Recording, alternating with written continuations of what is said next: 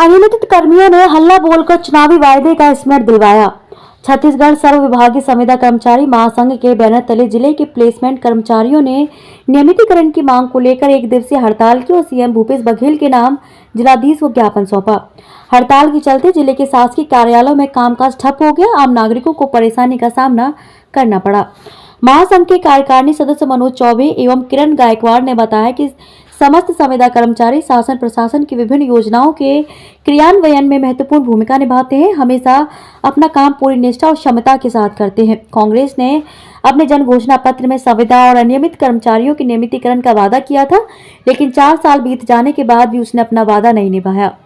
समय समय पर संविदा कर्मचारियों ने प्रदर्शन और हड़ताल के माध्यम से सरकार को उनके वादे का स्मरण दिलाया था, फिर भी उसने इस ओर गंभीरता से ध्यान नहीं दिया। अभी इस माह सरकार के अपने वर्तमान कार्यकाल के आखिरी बजट को लेकर संविदा कर्मचारियों को बहुत उम्मीदें थी, लेकिन सरकार ने बजट में उनके लिए कोई प्रावधान नहीं किया, जिससे उनमें निराशा है। लेकिन चुनावी वर्ष में उनकी उम्मीदें बाकी हैं।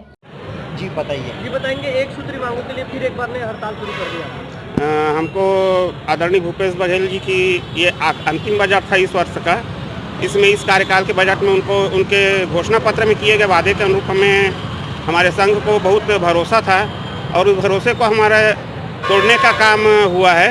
और कर्मचारी अनियमित कर्मचारियों संविदा कर्मचारियों के लिए बजट में कुछ नहीं किया गया।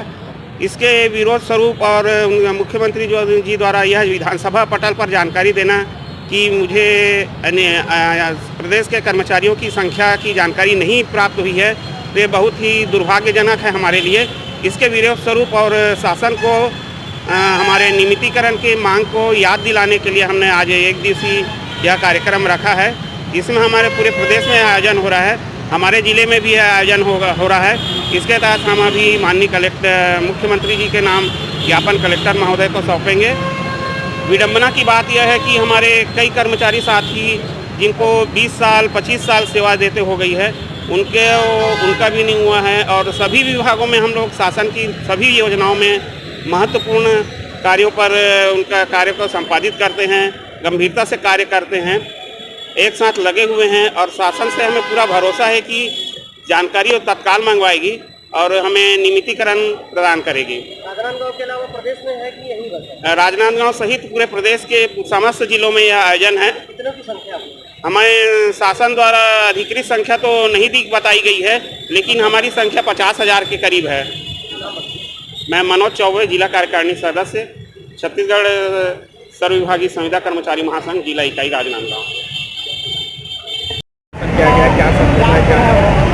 सर्व विभागीय संविदा कर्मचारी महासंघ के तले हम लोग आज एक दिवसीय विरोध प्रदर्शन कहना चाहिए, इसको हम लोग इसलिए कर रहे हैं क्योंकि गवर्नमेंट हमको 4 साल से ये बोलते आ रही है कि वो हमको नियमित करेगी, लेकिन वो अपने घोषणा पत्र में कही हुई बात को आज तक पूरा नहीं कर पाई है। और हम लोग हमेशा वो हमें आश्वासन देती आई है कि हमको करेगी, हमारी जानकारी ले रही है, कमेटी गठित हुई है, लेकिन अभी तक उसमें कोई भी कार्यवाही नहीं की गई है। और अभी जो पिछला गया बजट सत्र था, जो कि उनका अंतिम बजट सत्र था इस कार्यकाल का, उसमें हमको उम्मीद थी कि वो हमारे लिए कुछ बोलेंगे, हमारे अनियमित कर्मचारियों संविदा कर्मचारियों को नियमितीकरण के संबंध में कुछ वो बातें रखेंगे, लेकिन वो ऐसा नहीं किए। तो इसके कारण पूरे जो कर्मचारी संघ में आक्रोश व्याप्त है और इसी कारण हम विरोध प्रदर्शित कर रहे हैं आज एक दिवसीय काम बंद रख के। उनका कहना है गवर्नमेंट का कि वो हमारे जो समस्त विभाग हैं उनकी जानकारी उनको प्राप्त नहीं हुई है, लेकिन सारी जानकारी हमारे द्वारा भेजी गई है। और आज हम उनको इस विरोध के द्वारा ये बताना चाह रहे हैं कि जो जानकारी उनको नहीं मिली है वो हमको आज भेज रहे हैं और उसके आगे वो चाहे तो कार्रवाई करें। अगर वो कार्रवाई नहीं करते हैं तो हम इसके बाद काम बंद रखेंगे, अनिश्चितकालीन हड़ताल पे जाएंगे।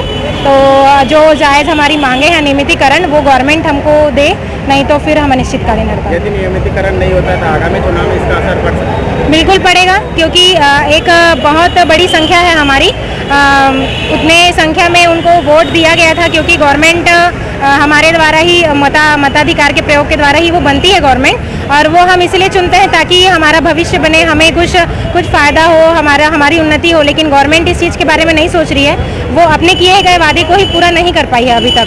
तो इसलिए ज़रूर उनका वोट बैंक में फ़र्क पड़ेगा। हमारे फैमिली वाले, हमारे पूरे संघ वाले तो उनके मत का विरोध तो करेंगे ही, साथ ही उनके जितने भी कार्य, जितने भी योजना चल रही है वो सारे काम हम करते हैं। अलग अलग विभाग के लोग हैं, सारे काम के इफेक्ट करेगा। हम काम बंद करेंगे तो सारे कामों पे इफेक्ट करेगा, उनकी सारी योजनाओं पे इफेक्ट पड़ेगा। तो उनको एक तरीके से सरकार को कुछ ना कुछ तो घाटा इससे होगा ही। जी शुभ नाम। डॉक्टर किरण गायकवाड़, NHM डोंगरगांव। पदाधिकारियों ने कहा कि सरकार के पास समस्त विभागों का हर डाटा पहले ही उपलब्ध रहता है। ऐसा बयान देकर सरकार उनकी मांग को टालना चाहती है। उन्होंने कहा कि यदि सरकार के पास डाटा नहीं है तो वे स्वयं अपने अपने विभागों के अनियमित कर्मचारियों का डाटा उपलब्ध करवाएंगे, लेकिन उनकी मांग पूर्ण की जाए। यदि सरकार अब भी उनकी मांग को पूर्ण नहीं करती है तो महासंघ फिर से अनिश्चितकालीन हड़ताल शुरू करेगा। राजनांदगांव से विजन टाइम्स न्यूज के लिए लोकेश रजक के साथ ऋषि बांसवाड़ की रिपोर्ट।